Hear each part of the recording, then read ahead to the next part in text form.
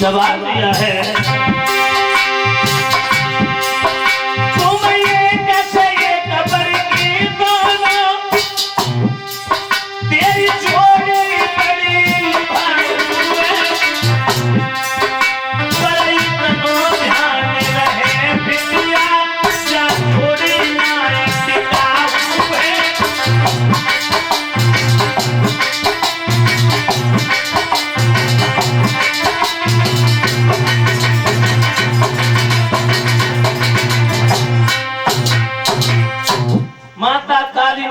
बेटी, तुम दोनों की जोड़ी तो बड़ी सुंदर है, लेकिन ये जोड़ी ज्यादा दिन तक नहीं टिकेगी।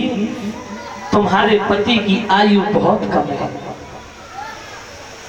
उसी समय होलिका ने बड़े दुखी मन से माता काली जी के मंदिर में माता की वंदना की, तो माता काली ने एक चीर दिया है और कहा है कि बेटी, जब तक ये चीर तुम्हारे सर पे रहेगा तब तक तुम्हारे पति को कोई पराजित नहीं कर पाएगा। और जिस दिन ये चीर तुम्हारे सर से जमीन पर गिर जाएगा, उसी दिन तुम समझ लेना कि तुम्हारे पति तुम्हारे हाथ से छूट गए। होलिका ने वो चीर बड़े दुखी मन से ले लिया है। भगवत श्रोताओं, लेकर चली जा करके विप्रचित और होलिका बड़े आनंद पूर्वक रहने लगे।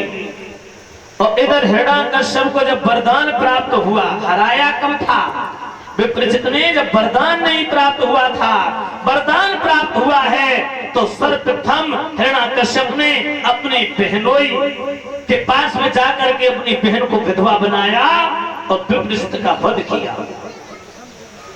होलिका सोचने लगी, बाजी बा, हमारे पति की मौत का बदला भी ले लिया जाएगा। इस दुष्ट बच्चे को मैं अग्नि में जला करके भस्म कर डालूंगी। कहा है भैया, तुम चिंता मत करो, मैं इसे समझा रही हूँ, समझाने से मान जाएगा तो ठीक है, अन्यथा ऐसे अग्नि में बैठ करके हम स्वयं गोद में लेकर के शीतला चीज ओढ़ करके बैठ जाऊंगी, ये दुष्ट बालक जल के राख हो जाएगा। हिरण्यकश्यप वहां से चला गया।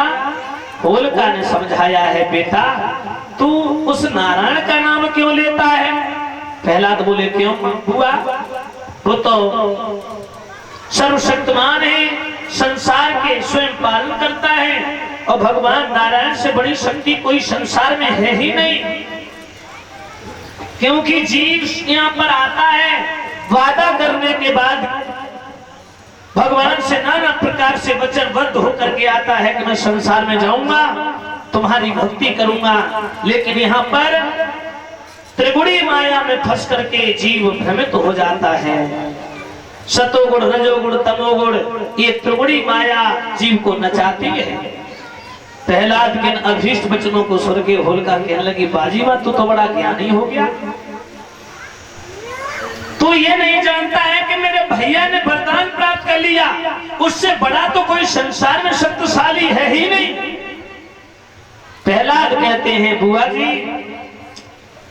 तुम कह रही कि हमारे भैया ने वरदान प्राप्त कर लिया, तो मैं ये भली भांति जानता हूँ कि मेरे पिता ने वरदान प्राप्त किया है, लेकिन तुम कहो कि वो भगवान नारायण के बराबर ही कर ले, ऐसा तो कदापि नहीं हो सकता, क्योंकि कहाँ कांच कहाँ मणि।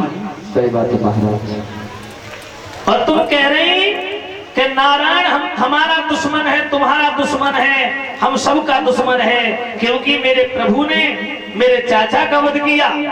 लेकिन तुम्हें एक बात तो भली भांति मालूम है, प्रहलाद समझा करके बोले हैं बुआ होलिका से, आहा